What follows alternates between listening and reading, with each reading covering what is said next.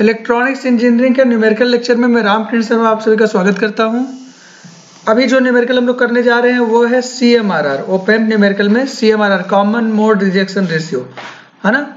और उस पर अभी एक न्यूमेरिकल हमने किया था, ये सेकंड वीडियो है इसका, है ना। CMRR के बारे में थोड़ा सा आइडिया आपको फिर से एक बार दे देते हैं। CMRR को कैसे कैलकुलेट करते हैं, AD/AC। AD क्या होता है, ये ओपैम्प का डिफरेंशियल गेन होता है, और AC क्या होता है, ये ओपैम्प का कॉमन मोड गेन होता है ना। तो अब दूसरे तरीका का क्वेश्चन ये है कि भाई CMRR कैलकुलेट नहीं करना है, बल्कि CMRR गिवन है, और जब गिवन है उस कंडीशन में और इनपुट वोल्टेज आपने अप्लाई किया तो उसके लिए क्या आउटपुट वोल्टेज आपको मिलेगा, इसके बारे में हम लोग बात करने जा रहे हैं, है ना। तो देखो डिफरेंशियल गेन जैसे क्वेश्चन में दिया है AD की वैल्यू, है ना। इसके अलावा V1 पता है और V2 पता है, और CMRR आपको पता है, तो क्या हम आउटपुट वोल्टेज कैलकुलेट कर सकते हैं। कैसे कर सकते हैं, एक फार्मूला होता है V0 = AD VD plus AC VC। VD हमारा क्या होता है यहाँ पर V1 माइनस V2, VC हमारा क्या होता है V1 प्लस V2/2।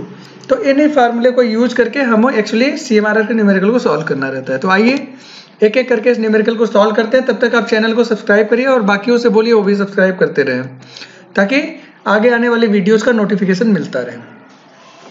तो हम देखिए जो बेसिक चीज दी हुई है वो है AD 10⁴। 10⁴ को आप लिख सकते हैं 10,000।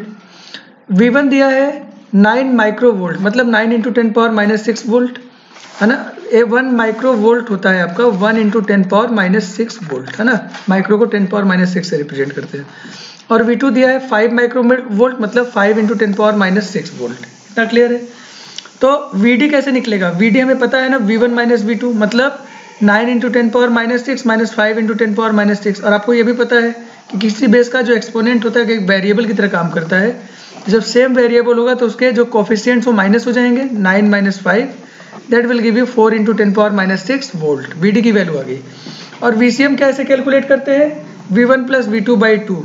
V1 क्या है हमारा 9, V2 हमारा क्या है 5 × 10⁻⁻6, क्योंकि 9 × 10⁻⁻6 और 5 × 10⁻⁻6 दोनों को सम करेंगे, 10⁻⁻6 कॉमन हुआ, 9 + 5।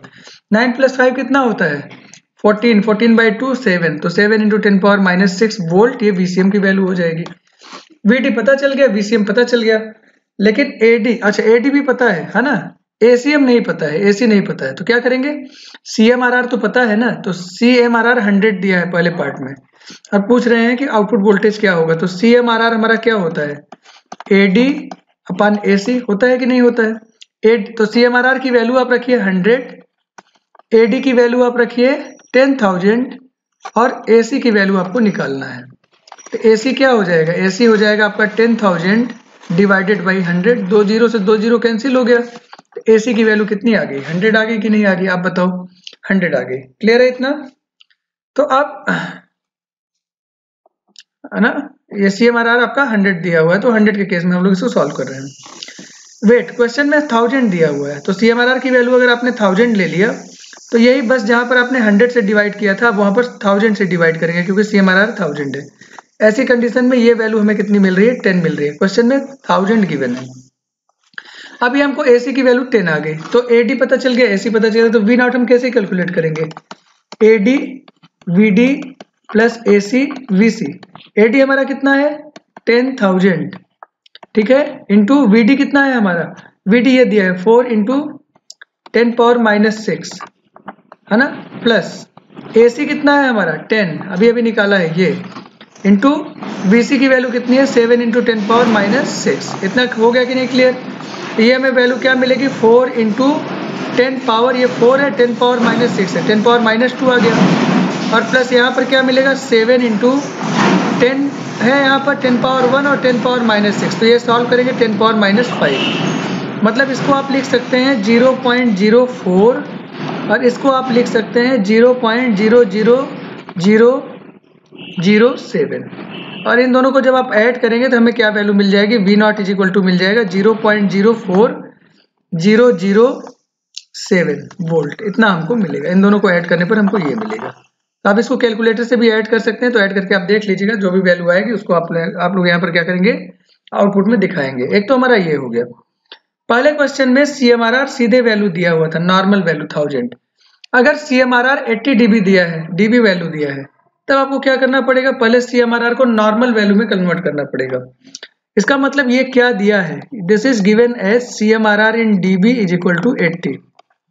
इसको आप क्या लिख सकते हैं, फार्मूले में क्या होता है dB वैल्यू 20 log CMRR, इसका मतलब ये दिया है और 80 के बराबर। ये 20 को इधर ले जाकर डिवाइड करो तो log CMRR की वैल्यू कितनी हो जाएगी, 80/20 दैट इज 4, और ये बेस 10 पर है हमारा, तो CMRR हमारा क्या हो जाएगा, जो बेस है उसको पहले लिखेंगे और उसके पावर में जो नंबर आया है उसको लिखेंगे, तो 10 पावर 4 ये CMRR की वैल्यू हो गई।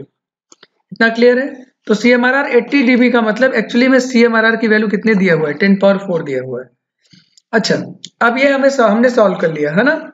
ये जो हमें CMRR की वैल्यू मिली है AD से उसको, अब देखो हमारे पास क्या है, CMRR हमारा क्या होता है AD/AC, हमको AC भी तो निकालना है, तो CMRR हो गया 10 पावर 4, AD भी हो गया 10 पावर 4 डिवाइडेड बाई AC। इसको सॉल्व करेंगे, AC की वैल्यू कितनी आ जाएगी, 1 आ जाएगी कि नहीं आ जाएगी, आप बताओ।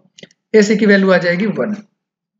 तो हमारे पास AD की वैल्यू है 10,000, पहले से दिया है 10 पावर 4, और AC की वैल्यू कितनी आ गई, 1 आ गई। तो आप V0 कैलकुलेट कर सकते हो, yes, AD VD plus AC VC।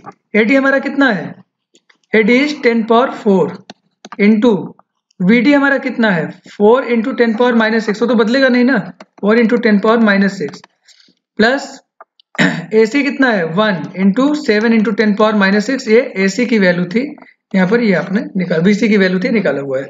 अब इसको सॉल्व करिए, ये हमारा आ गया 4 इंटू 10 पावर -2 और प्लस ये आ गया हमारा 7 इंटू 10 पावर -6।